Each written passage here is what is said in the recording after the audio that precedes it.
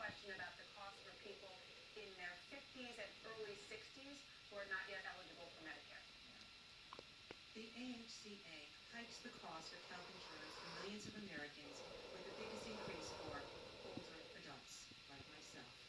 Premiums and out-of-pocket costs will rise because the bill allows insurance companies to charge much higher premiums, 5 times higher for people in my age group. How can you justify that change? Well, we justify it by the fact that insurers are leaving Obamacare, leaving the ACA in droves. But 1/3 of the counties in this nation that have just one insurer offering coverage in the exchange have 5 states that only have one insurer offering coverage in the exchange. You only have one choice. You don't have any choice at all. So the fact of the matter is that if we're going to have any insurers, and the ones that are remaining are saying, if you don't change this, if you don't stabilize this market, if you don't make it so that we can actually price to the risk of an individual, then we're not going to be able to stay here at all. So it's very possible that under current law, which is one of the reasons that the CBO has gotten this wrong, under current law, they don't take into account anything that's happening out there in the real world. The fact of the matter is there are going to be insurers that are leaving the market. We had 232 insurers in the insurance market last year providing health coverage in this nation, 167 this year. 232 last year, 167 this year. What that means is that patients are losing access to care. That's not responsive. So you're going to have to figure out how we're going to make it as a society possible for you to purchase the kind of coverage that you want. And we believe strongly that the plan that we put forward is so much better than the one that's there now. We believe, however, that as you say, as individuals age, their insurance costs more, which is why we provide a larger credit as individuals get older so that they're able to purchase the kind of coverage that they want. Secretary of the Press, you said earlier this week that you, quote, firmly believe that nobody will be worse off financially in the process that we're going through. You just heard Teresa's story. Can you look at her and promise that she will not be worse off? Yeah, what I can say is that I don't believe you'll be worse off financially from a health care standpoint, because that's the goal that we have, and that's the kind of plan that we designed. It's important to take that into context of what we're talking about, which is health care. There's no way I can know what an individual's financial status is and situation is in life. But do you know? All your closing costs. I pay for is the deductible.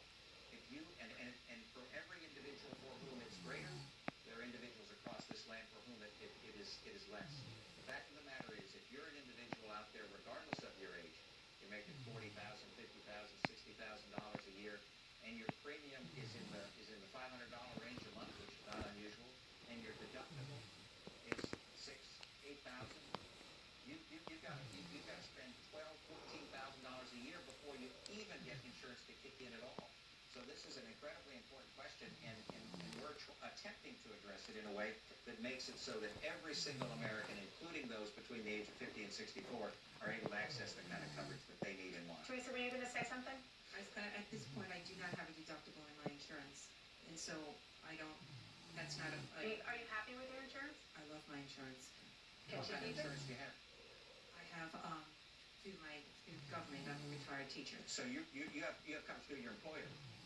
So this is an incredibly important question, because the employer-sponsored insurance, which is where the majority of Americans get their coverage, 175 million, isn't touched at all by our plan.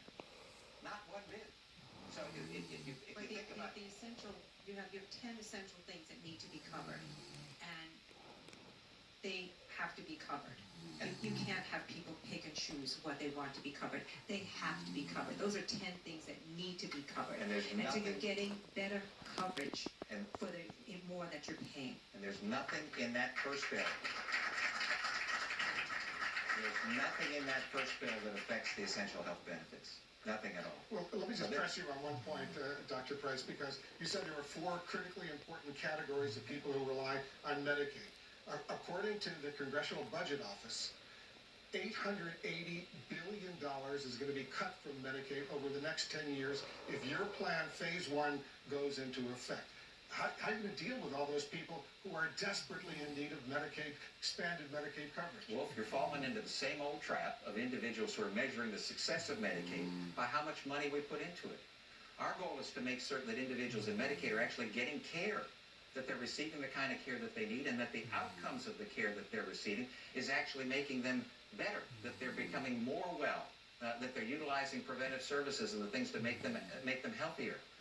We don't have any desire to have anybody lose health status. We want to improve their health status, and we believe there's a better way to do it, and that's the key. We ought not be measuring programs by how much money we put into it. We ought to measure them by whether or not they work. And let me suggest to you that when the rules and the dictates are coming out of Washington, D.C., for somebody anywhere across this land, it's not as responsive to them as it is if it's made in their own state. Stand by. We have a lot more questions to come from our audience. We'll be right back with more of CNN's Town Hall with Secretary Tom Franks.